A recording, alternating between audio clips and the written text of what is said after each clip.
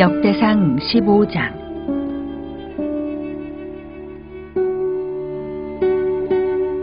다윗이 다윗성에서 자기를 위하여 궁전을 세우고 또 하나님의 궤를 둘 곳을 마련하고 그것을 위하여 장막을 치고, 다윗이 이르되 레위 사람 외에는 하나님의 궤를 맬 수 없나니 이는 여호와께서 그들을 택하사 여호와의 궤를 메고 영원히 그를 섬기게 하셨음이라 하고, 다윗이 이스라엘 온 무리를 예루살렘으로 모으고 여호와의 궤를 그 마련한 곳으로 메어 올리고자 하여 다윗이 아론 자손과 레위 사람을 모으니 그앗 자손 중에 지도자 우리엘과 그의 형제가 120명이요 무라리 자손 중에 지도자 아사야와 그의 형제가 220명이요 게르솜 자손 중에 지도자 요엘과 그의 형제가 130명이요 엘리사반 자손 중에 지도자 스마야와 그의 형제가 200명이요 헤브론 자손 중에 지도자 엘리엘과 그의 형제가 80명이요 우시엘 자손 중에 지도자 암미나답과 그의 형제가 112명이라. 다윗이 제사장 사독과 아비아다를 부르고 또 레위 사람 우리엘과 아사야와 요엘과 스마야와 엘리엘과 암미나답을 불러 그들에게 이르되 너희는 레위 사람의 지도자이니 너희와 너희 형제는 몸을 성결하게 하고 내가 마련한 곳으로 이스라엘의 하나님 여호와의 궤를 메어 올리라. 전에는 너희가 매지 아니하였으므로 우리 하나님 여호와께서 우리를 찢으셨으니 이는 우리가 규례대로 그에게 구하지 아니하였음이라 하니, 이에 제사장들과 레위 사람들이 이스라엘 하나님 여호와의 궤를 메고 올라가려 하여 몸을 성결하게 하고, 모세가 여호와의 말씀을 따라 명령한 대로 레위 자손이 채에 하나님의 궤를 꿰어 어깨에 매니라. 다윗이 레위 사람의 어른들에게 명령하여 그의 형제들을 노래하는 자들로 세우고 비파와 수금과 제금 등의 악기를 울려서 즐거운 소리를 크게 내라 하매, 레위 사람이 요엘의 아들 헤만과 그의 형제 중 베레아의 아들 아삽과 그의 형제 무라리 자손 중에 구사야의 아들 에단을 세우고, 그 다음으로 그들의 형제 스가랴와 벤과 야하시엘과 스미라못과 여히엘과 운니와 엘리압과 브나야와 마아세야와 마띠디야와 엘리블레후와 믹네야와 문지기 오베데돔과 여히엘을 세우니, 노래하는 자 헤만과 아삽과 에단은 놋재금을 크게 치는 자요 스가랴와 아시엘과 스미라못과 여히엘과 운니와 엘리압과 마아세야와 브나야는 비파를 타서 알라못에 맞추는 자요 마띠디야와 엘리블레후와 믹네야와 오베데돔과 여히엘과 아사시아는 수금을 타서 8째 음에 맞춰 인도하는 자요 레위 사람의 지도자 그나냐는 노래에 익숙함으로 노래를 인도하는 자요 베레갸와 엘가나는 궤 앞에서 문을 지키는 자요 제사장 스바냐와 요사밧과 느다넬과 아미세와 스가랴와 브나야와 엘리에셀은 하나님의 궤 앞에서 나팔을 부는 자요 오베데돔과 여히야는 궤 앞에서 문을 지키는 자이더라. 이에 다윗과 이스라엘 장로들과 천부장들이 가서 여호와의 언약궤를 즐거이 메고 오베데돔의 집에서 올라왔는데, 하나님이 여호와의 언약궤를 맨 레위 사람을 도우셨으므로 무리가 수송아지 7마리와 순양 7마리로 제사를 드렸더라. 다윗과 및 궤를 맨 레위 사람과 노래하는 자와 그의 우두머리 그나냐와 모든 노래하는 자도 다 세마포 겉옷을 입었으며, 다윗은 또 배 에봇을 입었고, 이스라엘 무리는 크게 부르며 뿔나팔과 나팔을 불며 재금을 치며 비파와 수금을 힘있게 타며 여호와의 언약궤를 메어 올렸더라.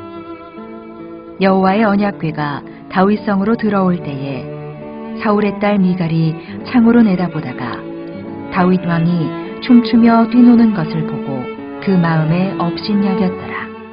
오늘도 이른 새벽 미명 하나님께 소망을 두고 하나님 품에 나오신 여러분 모두를 주님의 이름으로 축복하고 또 환영합니다. 어떤 무슨 일이든 우리가 마음을 쏟고 정성을 다할 때 하나님의 역사가 놀랍게 나타나는 것이죠.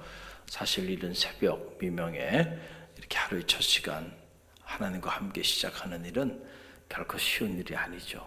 여러분들이 결단하고 또 결단해야만 가능한 일인데 오늘도 많은 성도들이 거룩한 성전에 하루의 첫 시간 함께 하였습니다. 여러분이 있어서 여러분의 가정과 자녀 또 우리 갈릴리 교회와 이 나라와 민족이 희망이 있는 줄 믿습니다. 오늘 이 역대상 15장 말씀인데 이 역대기를 읽으면서 참 많은 깨달음을 갖게 되고 참 이렇게 놀라운 말씀들이 이렇게 주옥처럼 이렇게 자리하고 있구나. 이 보배 같은 그런 말씀들이 알알이 새겨져 있는 것을 보게 되고 묵상할 때마다 영적인 기쁨이 있고 또 영적인 깨달음을 가지면서 하나님이 오늘 우리에게 어떻게 행해야 할지 그 모든 비밀을 아낌없이 드러내 보여주고 계시구나. 이런 사실을 다시 한번 깨닫게 됩니다. 오늘 말씀 이 역대상 15장 안에 보게 되면 이제 다윗이 다윗성에 하나님의 언약궤를 이렇게 안치하게 되는 이런 놀라운 일을 자세히 기록하고 있는 그런 말씀이죠. 이미 이 말씀을 우리가 그 13장 안에서도 함께 읽을 수 있었던 그런 내용인데 다윗이 무엇을 소중히 여겼던 사람인가 라고 하는 부분을 저는 이 대목을 보면서 깨닫게 돼요. 사람이 뭘 소중히 여기고 사는가, 그 사람이 무엇을 중요하게 여기며 사는가, 그걸 보면 그 사람이 어떤 사람인가 우리가 알 수 있죠. 돈을 좋아하는 사람은 말만 하면 돈 얘기만 하죠. 무슨 일을 해도 돈이 되는 일인지 돈이 안 되는 일인지, 돈이 있는지 없는지, 어떤 일을 하려고 해도 돈부터 생각하는 사람들이 있어요. 또 이 권력에 사로잡힌 사람들은 무슨 일을 행하든지 모든 것을 권력이라고 하는 그런 코드로 읽는 사람들이 있죠. 정치하는 사람들이 대부분이 그래요. 정치라고 하는 것은 이 권력이라고 하는 코드를 빼놓고 나면 이해할 수가 없습니다. 모든 정치적인 행위는 다 권력의 의지에 근거한 거예요. 그래서 그걸 이해하면 모든 정치인들이 하는 말이나 행동은 다 이해가 됩니다. 결국은 권력을 잡고 권력을 유지하기 위해서 행하는 일들이 있죠. 우리 신앙인들은 우리 삶을 이해하는 그러한 해석학적 코드가 있다고 한다면 그건 뭐가 돼야 될까요? 경제인들은 돈이고 정치하는 사람들은 권력이고, 그럼 우리 신앙인들은 뭘까요? 우리 코드는 믿음이죠. 믿음을 빼놓고 나면 우리는 아무것도 아닌 거예요. 그래서 가장 불행하고 또 가장 비참해 보이는 사람, 그 사람들이 어떤 사람들이냐면 바로 신앙인이라고 말하면서 전혀 믿음이 없이 사는 사람, 추해 보이고 함께 말도 섞고 싶지 않고요, 비참해 보여요. 차라리 신앙인이 아닌 그런 일반인으로 살아간다고 한다면 일관성이 있죠. 그러나 신앙인이라고 말을 하고 교회 직분도 있고 하나님의 교회를 10년, 20년 또는 대를 이어서 섬겨온다 그러면서 그 사람의 삶이나 그 사람이 하는 말이나 행동을 보면 전혀 신앙인 같아 보이지 않을 때, 그럴 때 가장 저주받은 인생의 모습을 보는 거죠. 가장 추해 보이는 모습이 그런 모습이에요. 그래서 가장 아름다운 것은 다움입니다. 다움이 회복돼야 돼. 성도 다워야 되고 성직자 다워야 되고 교회 다워야 되고, 할렐루야. 그럴 때 아름다움이 드러나는 거죠. 저는 바로 우리 갈릴리 교회 성도들이 이 위기의 때에도 성도다운 성도들이 되시길 간절히 바랍니다. 자, 오늘 이 역대상 15장 말씀을 쭉 묵상하면서 제가 몇 가지 이렇게 깨닫는 지혜가 있는 거예요. 다윗은 정말 하나님의 말씀을 소중하게 여겼던 그런 하나님의 사람이었구나. 우리가 그동안에 얼마나 많은 수없이 많은 열왕들을 묵상했잖아요. 그런데 그 수많은 열왕들이 하나님의 사람 다운 모습을 보이지 못했어요. 그런데 오늘 역대상 15장 말씀을 쭉 묵상하면서 야, 하나님의 사람 다움이 이런 거구나. 다윗의 모습을 보면서 깨닫게 됩니다. 짧게 두 가지 정도 우리가 묵상하길 원하는데, 하나는 편한 것이 진리는 아니다는 거예요. 자, 뭐가 진리는 아니라고요? 편한 것이 진리는 아니에요. 여러분 꼭 기억하십시오. 신앙생활 하면서 우리도 모르는 사이에 자꾸 어떻게 하면 좀 더 편하게, 어떻게 하면 좀 더 편하게 신앙생활 할 수 있을까? 자꾸 편한 거.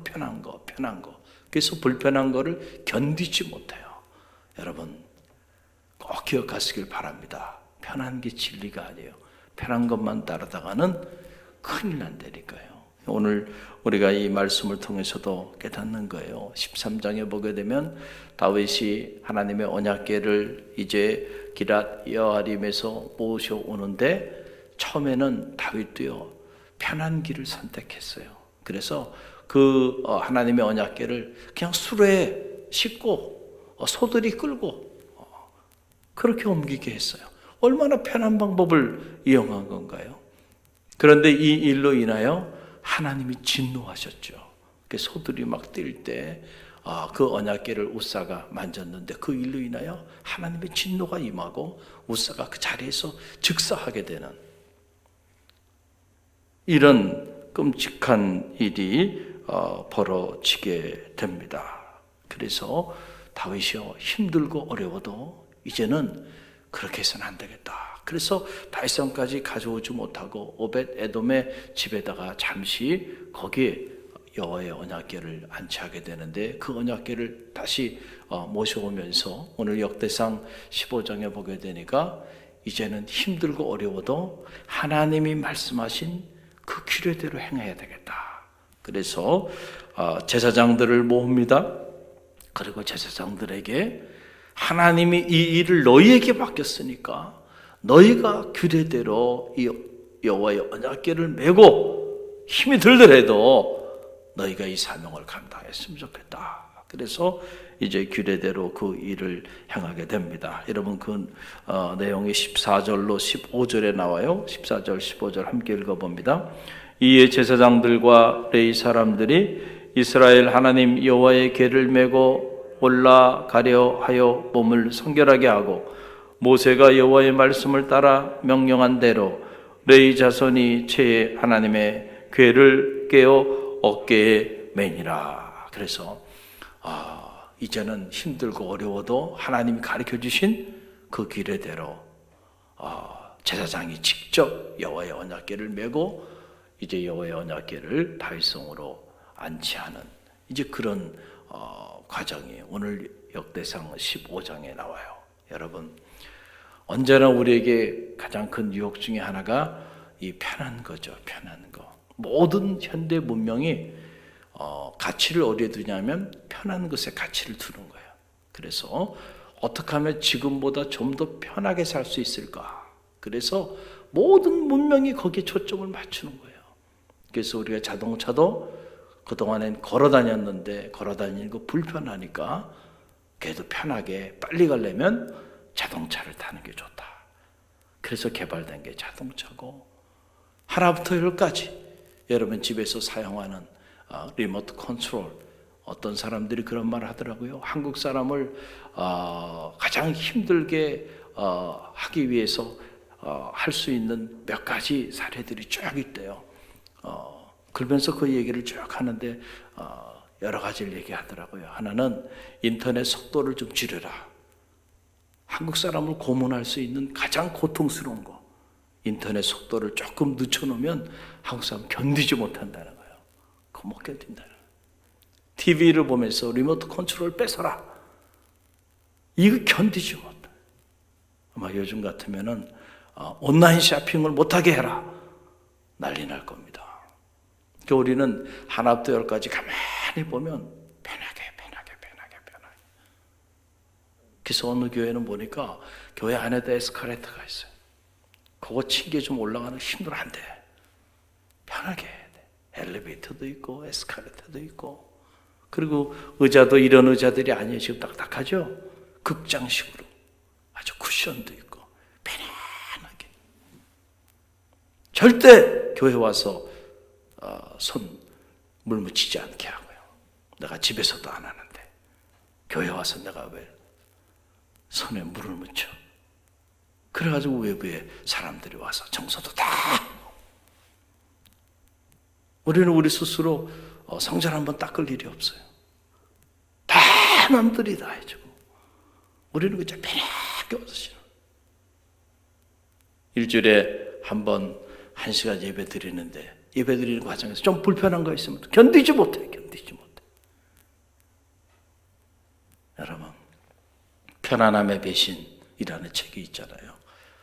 여러분들이 이렇게 편안하게 걷지도 않고 움직이지도 않고, 그리고 여러분들이 좋아하는 음식만 먹으면서 그러고 살면 제가 말씀드리잖아요. 오래가지 않아 다 당뇨병 걸리고 성인병 걸리고요. 결국 그 편안함 때문에 여러분의 건강이 무너지고 삶이 무너지고 인생이 무너진다는 거예요. 정말 살고 싶으면요, 불편한 걸 선택해야 돼. 할렐루야. 걸어다녀. 하루에도 10,000보 이상씩 걸어야 돼. 그래야 산다니까요. 할렐루야.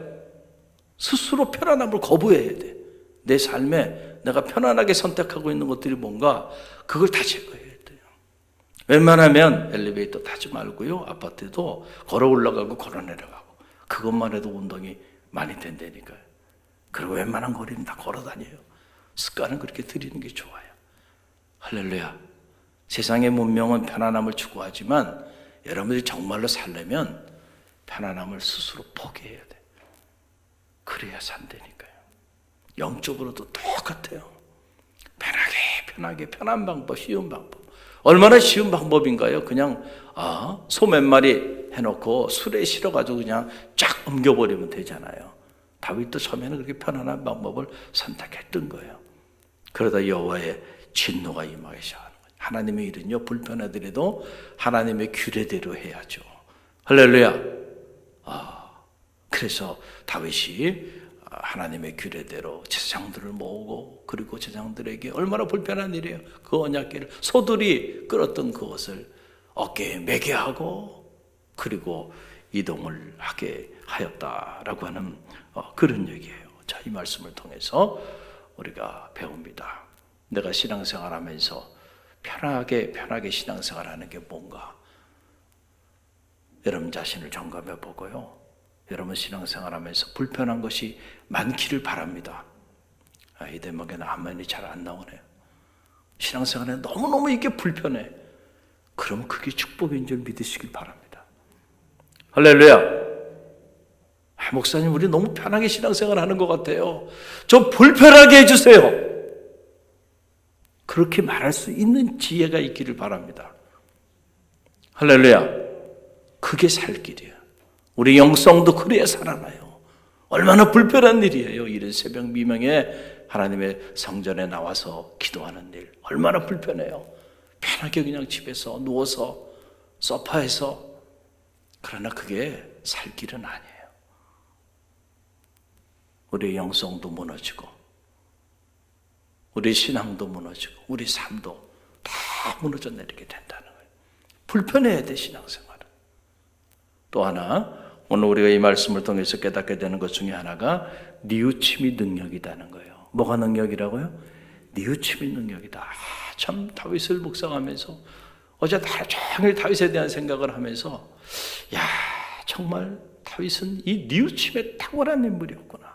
우리 집사람하고도 그 얘기를 계속 이렇게 나눴는데, 정말 다윗은 이 뉘우침에 탁월한 사람이었구나. 이게 다윗이 다윗 될 수 있었던 비결이었구나 라고 하는 사실이고, 다윗의 장점이 바로 이거다. 저는 이 역대기를 읽으면서 이 사실을 깨닫게 됩니다. 여러분 누구나 실수할 수 있죠. 우리는 다 부족해요. 그래서 실수도 하고 또 실패도 할 수 있어요.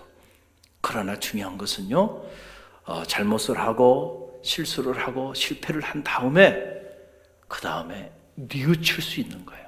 할렐루야. 그래서 뉘우칠 수 있느냐 없느냐 이거 차이예요. 사울과 다윗의 차이도 여기서 나는 거예요. 사울은 잘못을 범하면서도 뉘우칠 줄 몰랐어요. 그건 뉘우칠 줄 알았다고 하면 그 길을 갔겠어요? 그러나 뉘우칠 줄 몰랐어 사울은. 그러나 다윗은 사울보다 더 나쁜 사람이라 그랬잖아요. 우리아의 아내 바세바를 범하고 충신 우리아를 전쟁터에나 죽이게까지 만드는 살인마고 간음자고 더 나쁜 사람이죠, 인간적으로. 그런데도 하나님은 다윗을 버리지 않고 그를 전기 들어서신 이유는 뉘우칠 줄 알았어요. 그는 자신이 잘못했을 때, 실수했을 때 바로바로 뉘우칠 수 알았던 인물이 바로 다윗이었다라고 하는 그런 사실입니다. 여러분 보세요. 오늘 12절로 13절 보면 그 한 자락을 우리가 읽을 수 있는데 12절에 13절 함께 읽어봅니다. 그들에게 이르되 너희는 레위 사람의 지도자이니 너희와 너희 형제는 몸을 성결하게 하고 내가 마련한 것으로 이스라엘의 하나님 여호와의 궤를 메어 올리라. 전에는 너희가 매지 아니하였으므로 우리 하나님 여호와께서 우리를 찢으셨으니 이는 우리가 규례대로 그에게 구하지 아니하였음이라 하니. 아멘. 참 탁월하죠. 전에는 너희가 매지 아니하였으므로.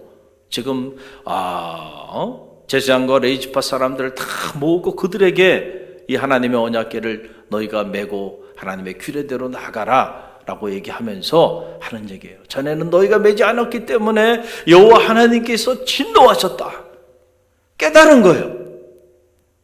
여러분 아무리 하나님의 일을 우리가 하고 싶어도요, 하나님의 방법대로 하나님의 규례대로 해야지 내 생각대로 내 임의대로 그렇게 하면 안 돼요. 그래서 열정적으로 일하는 것도 중요하지만 그것보다 더 중요한 거는요, 하나님의 방법대로 일하는 겁니다.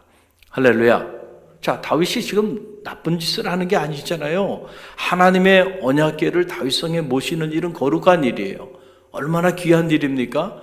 자, 그런데 그 일조차도 하나님의 방법대로 하지 아니하니까 하나님의 진노가 임해서 우사라는 사람이 하나님의 심판을 받아 죽기까지 하는 이런 끔찍한 일이 벌어지잖아요.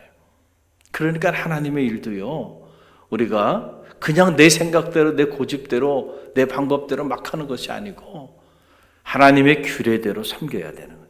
할렐루야. 예배도 하나님의 규례에 따라 예배드리고 봉사하는 것도 하나님의 규례를 따라 하나님의 말씀을 따라서 우리가 자원하는 마음으로 그렇게 할 때 하나님의 역사가 나타나는 거예요. 우리가 기도도 마찬가지예요. 하나님의 규례에 따라 기도할 때 그 기도가 진짜 능력 있는 기도죠. 다른 게 능력 있는 기도가 아니에요. 어떻게 할 수 있어요? 하나님의 말씀을 우리가 깊이 묵상해 보면 어떻게 기도해야 할지, 어떻게 예배해야 할지, 어떻게 믿음의 길을 걸어가야 할지, 어떻게 하나님의 교회를 섬겨야 할지, 그 모든 비밀이 이 말씀 속에 다 드러나잖아요. 그래서 이 하나님의 말씀의 규례대로 그렇게 우리가 하지 않았어. 그래서 하나님께서 노하셨다는 거예요. 누가 깨달은 겁니까? 다윗이 바로 깨달은 거예요. 그래서 방법을 바꿔버리는 겁니다.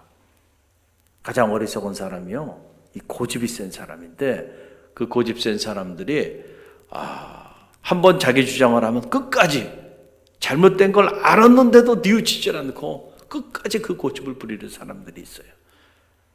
가장 불행한 사람이고 가장 어리석은 사람이에요. 우리가 어떤 일을 의지를 가지고 추진하다가도요, 딱 하나님 앞에 무릎을 꿇고 하나님이 아니다라고 말씀하는 순간 깨달을 줄 알고 뉘우칠 줄 알고요, 빨리 방향을 바꿀 줄 알아야 돼요. 추진하던 일들도요, 하나님이 아니다 기도하는 중에 깨달음이 오면요, 자존심 내세울 게 아니에요. 다 내려놔야 돼요. 그냥 다 내려놔요. 가지 말아야 될 길을, 하지 말아야 될 일을 내 자존심 생각하면서 계속 그렇게 고집부리다가 결국은 끔찍한 일을 맞이하는 거예요. 그러니까 언제라도 다윗이 일국의 왕으로 자신이 지시했던 일인데 그것을 다시 뒤집어서 뉘우치는 거 아니에요. 전에는 내가 잘못 지시해서 이런 어려움이 있었는데 이제는 하나님의 규례대로 이렇게 해야 되겠다. 쉬운 일은 아니에요. 그러나 다윗은 이런 부분에 탁월했던 인물이야. 그러니까 나단 선지자가 다윗을 향하여 그렇게 지적했을 때 뉘우칠 줄 알잖아요. 아, 그래. 내가 죽일 놈이었구나. 그 놈이 나구나. 그러곤 그 자리에서 뉘우치면서 웃을 초로 나를 시키소서. 내가 정말이다. 나는 출생부터 나는 죄인이다 말이죠. 여호와의 영이 나를 떠나지 말게 해달라고 그러면서 눈물로 참회하면서 죄를 뒤집어 쓰고 나가잖아요. 뉘우칠 줄 알았다. 그게 다윗이 다윗 될 수 있었다. 저는 바라기는 저와 여러분이 믿음의 길을 걸어가면서 언제나 옳은 일만 선택하고 나가지는 않아요. 우리는 그럴 수가 없는 사람이에요. 연약하고 부족해요. 실수도 하고 실패도 하고 잘못된 선택도 하고 잘못된 일을 추진하기도 해요. 그러나 중요한 것은 그때마다 뉘우칠 줄 아는 지혜가 있기를 간절히 바랍니다. 저는 이 부분이 다윗의 뿌리 깊은 영성의 요체가 된다고 봅니다. 여러분에게도 이런 뿌리 깊은 영성이 있기를 바랍니다. 그럴 때 하나님이 그를 도와주셔요. 그가 행하는 일을 이제는 하나님이 분노하고 진노하시는 것이 아니고 하나님이 도와주셨다라고 하는 장면이 25절로 26절에 나와요. 함께 읽어봅니다. 이에 다윗과 이스라엘 장로들과 천부장들이 가서 여호와의 언약궤를 즐거이 메고 오벳 에돔의 집에서 올라왔는데 하나님이 여호와의 언약궤를 맨 레위 사람을 도우셨으므로 무리가 수송아지 7마리와 수장 7마리로 제사를 드렸더라. 아멘. 여러분, 우리는 기도할 때 하나님 제 기도에 응답해 주세요. 우리 자녀를 도와주세요. 우리 가정을 도와주세요. 교회를 도와주세요. 나라와 민족을 도와주세요. 우리가 기도하잖아요. Please help me. 도와달라는 거예요. 우리 기도의 대부분의 기도는 하나님의 도움을 요청하는 거죠. 저는 바라기는 여러분의 기도에 하나님의 도우심의 손길이 있기를 간절히 바랍니다. 어떻게 기도할 때, 어떻게 행할 때 하나님이 여러분의 기도, 여러분의 행하는 일을 도와주실까요? 오늘 이 말씀을 보면 다 드러나는 거죠. 하나님의 규례대로 행하지 아니하였을 때 하나님 도와주신 것이 하나님의 진노가 임하였잖아요. 그러나 하나님의 말씀대로 하나님의 규례대로 나갈 때 그때 하나님의 도우심의 손길이 임하는 거예요. 그 능력 있는 기도는요 다른 게 아니에요. 하나님의 말씀대로 구하는 기도가 능력 있는 기도입니다. 할렐루야. 그럴 때 하나님의 도우심의 손길이 임하게 되는 거예요. 그래서 오늘 이 역대상 마지막 이 29절 말씀 보게 되니까 참 감격적인 내용이 나와요. 함께 읽어봅니다. 여호와의 언약궤가 다윗성으로 들어올 때에 사울의 딸 미갈이 창으로 내다보다가 다윗 왕이 춤추며 뛰노는 것을 보고 그 마음에 업신여겼더라 그랬어요. 여러분 한번 상상을 해보세요. 다윗 일국의 왕이요. 여호와의 언약궤가 다윗성으로 다 들어오게 되니까 그 모습을 보고요. 너무너무 기뻐가지고요. 이걸 히트나베라고 그래요. 히트나베, 히브리어리. 히트나베. 다윗이요. 막 춤을 추는데 바지가 풀려가지고 벗겨질 정도로 다윗이 어린아이처럼 너무너무 기뻐가지고요. 춤을 췄다. 그걸 히트나베 하다. 그 모습을 사울의 딸 미갈이 보고 아니 일국의 왕이 저 무슨 경거망동한 행동인가 그러면서 업신여기면서 비웃었다라고 하는 거예요. 업신여기면서 비웃음을 당할 만큼 다윗이 너무너무 기뻤어. 이 일이. 여러분 하루를 살면서 뭐 때문에 그렇게 기쁜가요? 정말 하나님의 말씀을 묵상하는 일이 너무너무 기쁜가요? 이것 때문에 행복한가요? 하나님께 나와 예배하고 이 영적인 일 때문에 여러분들이 너무너무 감사하고 감격하고 너무너무 행복하고 기쁘다고 한다면 여러분도 다윗의 뿌리 깊은 영성을 가지신 분들이에요. 근데 많은 경우 우리 보면 우리가 정말로 너무너무 기쁘고 너무너무 행복할 때 보면 이런 영적인 일 때문이 아니고 육신적인 일 때문에 우리가 기뻐하고 감사하고 히트나베 한다는 거예요. 그래서 밤이 새도록 부어라 마셔라 즐기며 히트나베하고 살아간다는, 거룩한 일 때문에 히트나베 할 수 있는 그런 영성이 우리 갈릴리 교회 모든 성도들 가운데 있기를 간절히 바랍니다. 오늘 다윗을 통해서 배웁니다. 편안한 것이 진리가 아님을 기억하고요. 우리가 신앙생활하면서 더 많이 불편하게 신앙생활하시기를 바랍니다. 점점 더 불편한 것들이 늘어나는 은혜가 있기를 간절히 바랍니다. 무엇보다 뉘우침의 능력입니다. 우리가 스스로 자기를 성찰하고 우리의 부족한 것들을 다윗처럼 뉘우칠 줄 아는, 그래서 하나님의 도우심의 손길이 임하고 하나님 주신 하늘의 기쁨으로 히트나베할 수 있는 그런 진정한 의미의 하늘의 행복이 여러분 가운데 가득하기를 주님의 이름으로 간절히 축원드립니다.